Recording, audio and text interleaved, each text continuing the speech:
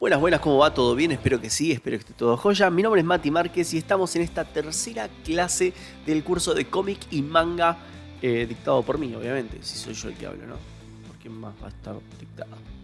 En fin, vamos a lo que es la clase de hoy, vamos a ver ángulos de cámara y vamos a ver también planos de cámara. No hay que confundirlo porque en una el plano de cámara es el que se encarga de hacer zoom in o zoom out, ¿sí? O sea, zoom in es cuando se acerca la cámara hacia el personaje, hacia algún detalle en particular, y zoom out es cuando se va alejando la cámara de este personaje. Eso sería un plano, o sea, no se mueve la cámara en absoluto, solamente que se juega mucho con lo que es el zoom in y zoom out. Distinto es cuando vamos a hablar de ángulos, porque ahí sí la cámara se mueve y quizás el personaje sí o no, pero la cámara se mueve ahí. Entonces el ángulo es cuando la cámara se mueve y el plano es cuando la cámara hace zoom para adelante, o sea, para adentro o para salir, ¿sí? Eso es zoom in, zoom out. ¿Podemos hacer un tema de reggaetón con esto? Obviamente que sí, no se necesita mucho más que eso. Así que bueno, vamos con el tema de los planos de la cámara. Tenemos el plano entero, que es este que estamos viendo acá al costado izquierdo. Plano entero nos está mostrando el personaje en cuestión completamente, ¿sí? Desde arriba de la cabeza hasta los pies. Incluso siempre les conviene dejar un espacio de aire entre arriba de la cabeza y abajo de los pies y a los costados del cuerpo, como está en esta imagen. ¿Por qué ese espacio de aire me sirve? Me sirve para poder como equilibrarlo, para poder centrar al personaje en ese cuadro. Luego tenemos el plano americano, que es el que está, bueno, ya se lee, ¿no? Plano americano. El plano americano me va a enfocar al personaje hasta las rodillas, y quizás estuvo bueno mostrarlo con este personaje que en sí está sentado, porque en la mayoría de las imágenes que ustedes busquen por internet van a encontrar el personaje únicamente parado, y el plano americano parado, sí, obvio, ya te das cuenta dónde es. Pero el plano americano de una persona sentada sería lo mismo, pero hasta las rodillas. Muestro hasta las rodillas, ¿sí? Acá estoy haciendo de a poco un zoom in hacia el personaje. En este tipo de plano se suele mostrar quizás a varias personas hablando entre sí, una situación donde puede ser una charla, donde puede ser un dilema o algo en particular que esté ocurriendo en ese momento. Vamos a pasar al plano medio. El plano medio ya me muestra desde la panza, desde abajo de la panza hasta arriba de la cabeza, ¿sí? O sea, ya la cadera, por ejemplo, en este caso no entraría. También me muestra lo mismo, un personaje que podría ser que esté en una charla o algo así.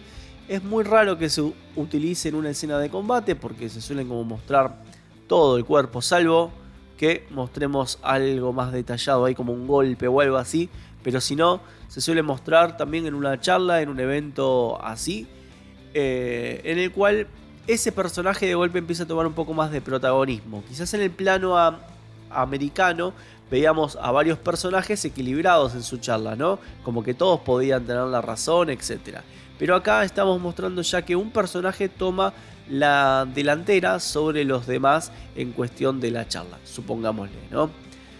En plano corto tendríamos a un personaje que de golpe empieza a pensar, a suponer algo en esa charla. Digámosle que este personaje ya acá estaría como diciendo, creo que podríamos hacer esto, ¿sí? O sea, como que sí involucrando al resto de los que están ahí, pero de golpe se le ocurre una idea a ese personaje y tira como una hipótesis de lo que podrían llegar a ser. Distinto del primer plano. En el primer plano ya ese personaje tomó el protagonismo y quizás la frase de este plano es vamos a hacer esto porque es la única forma que tenemos. Por ejemplo, ¿ven la diferencia entre un plano corto y un plano primero? ¿Sí? En el plano corto la persona todavía está involucrando, genera algún tipo de hipótesis o algo así, y en el primer plano ya tomó la decisión de que el grupo va a tener que hacer eso porque es la única que les queda, por ejemplo, ¿no? Luego tenemos el primerísimo primer plano, que es un tipo de plano que se suele usar muchísimo en viñetas para mostrar al personaje pensando. O sea, al enfocar directamente los rasgos de la cara, podemos definir que este personaje o está transpirando, o está nervioso, o está muy contento, Entonces nos muestra directamente la emoción de ese personaje. Y como emoción también nos va a mostrar el pensamiento de ese personaje, que se va a transmitir a través de la emoción, de la gestualidad de la cara. Y luego tenemos al plano detalle, que es un plano que enfoca cierto lugar en particular de la composición. En este caso de la Monster, la lata de la Monster sujetada con la mano izquierda.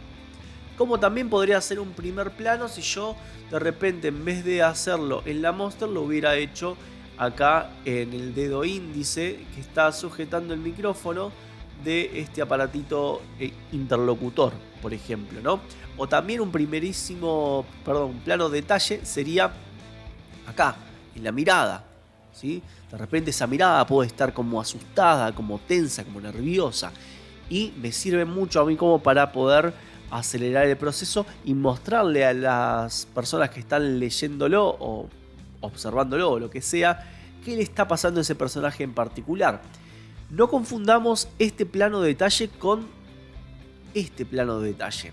Acá, por más que el personaje esté contentísimo en la obra, en la composición, yo con tan solo ver un ojo siento tensión.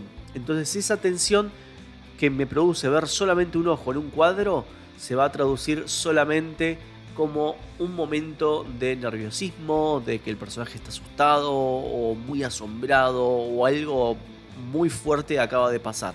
Entonces, ojo con utilizar este ángulo, este plano, del ojo nada más, porque puede transmitir muchas cosas realmente turbias y no necesariamente que el personaje está contento.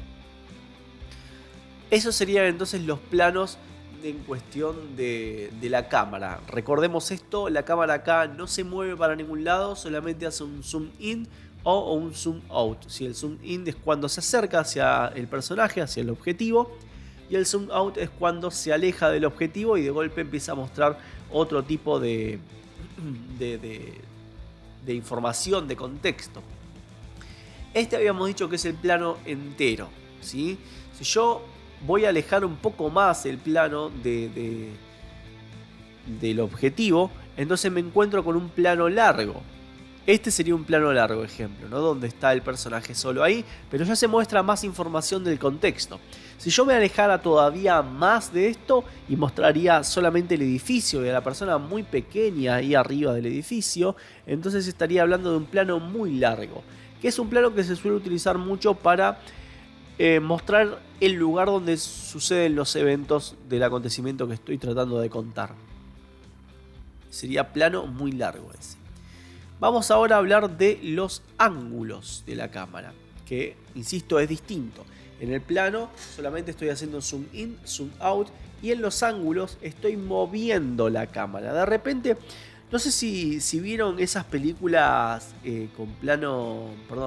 con ángulo secuencial, se llama, donde de repente están enfocando el personaje desde arriba. Suele pasar mucho en las películas estas de aventura, o suele pasar mucho en las películas de viajes, donde se muestra el auto desde arriba sobre una ruta y de golpe se va como inclinando la cámara y lo muestra como yéndose, como alejándose justamente.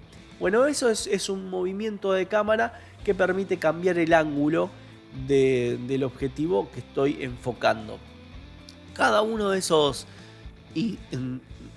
inclinaciones tiene un nombre distinto.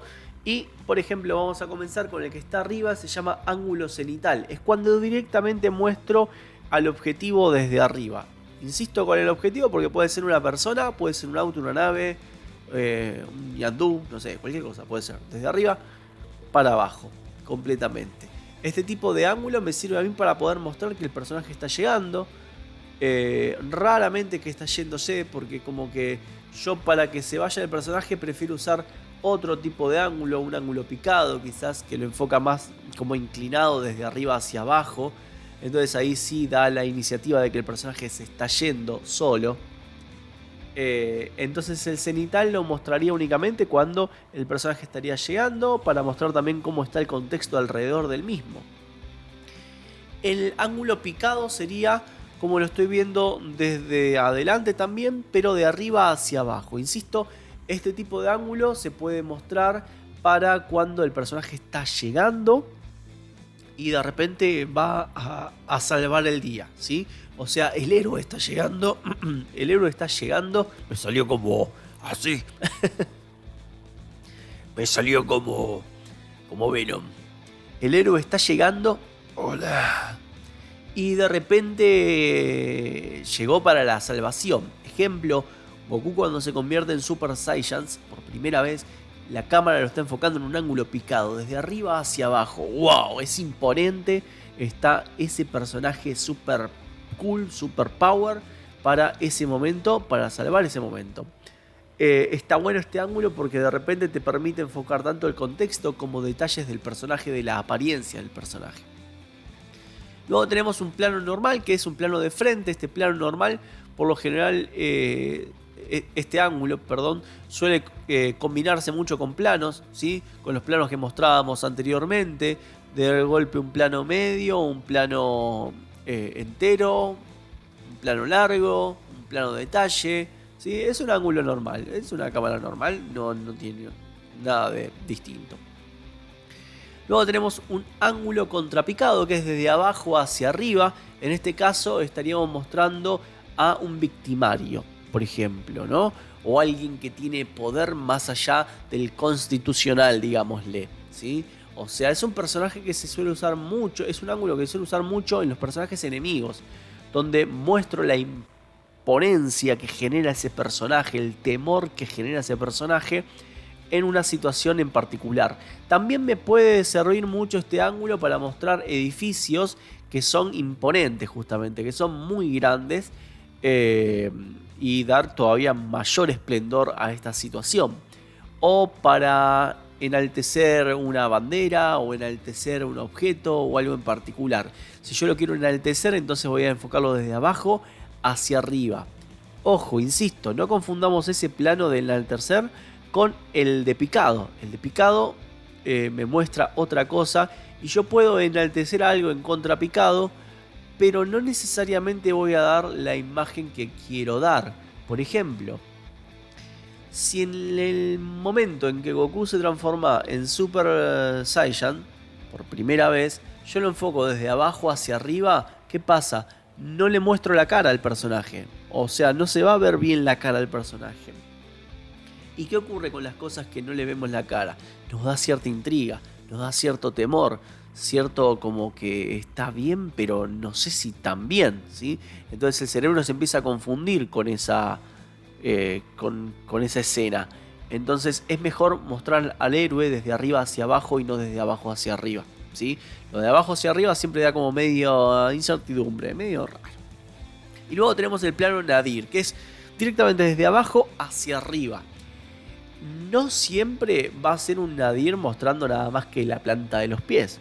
Puede ser un nadir y que el personaje esté de cabeza, o sea, esté cayendo de golpe, ¿no?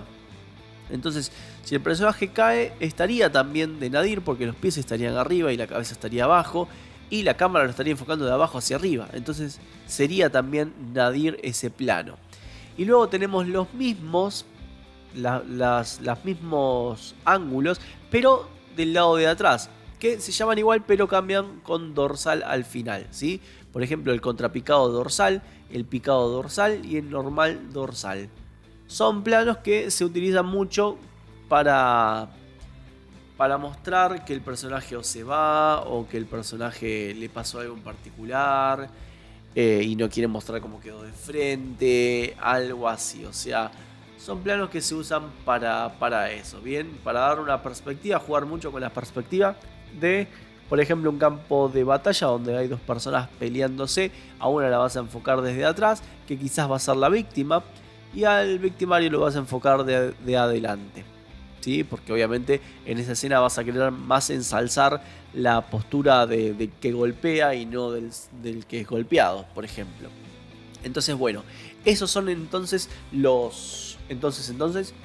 esos son los planos y los ángulos de cámara con los que podemos jugar en nuestro cómic. La idea de esta clase es la siguiente. Yo les voy a dejar acá abajo, también en la descripción, una serie de páginas del manga a color de Dragon Ball, en el cual ustedes van a tener que descargarse y van a definir qué tipo de plano se está usando, con qué tipo de ángulo se está usando en cada uno de los cuadros de esas páginas. Son 3 páginas muy disfrutables. Así que nada, vamos a ver si se aprendió esto y vamos a ponerlo en práctica lo antes posible. Si te gustó, obviamente también podés hacer a tu personaje y jugar con esto de acercar el zoom in o hacerle zoom out para ver detalles que quizás antes no podías llegar a ver. O también algo que ayuda muchísimo en la práctica es el tema de los ángulos de la cámara. Jugar con cómo verías al personaje tuyo si lo enfocas desde arriba hacia abajo, desde abajo hacia arriba. Porque desde el medio del ángulo normal ya lo sabemos cómo se ve. O sea, lo más importante es entender esto de cómo se ve en los ángulos inclinados, porque eso nos da mucha magia, mucho escorzo y está buenísimo para lo que queremos aplicarlo. Bien, así que bueno, esta ha sido la clase de cómic y manga, espero que te haya gustado y nos vemos en la siguiente clase. Chau chau.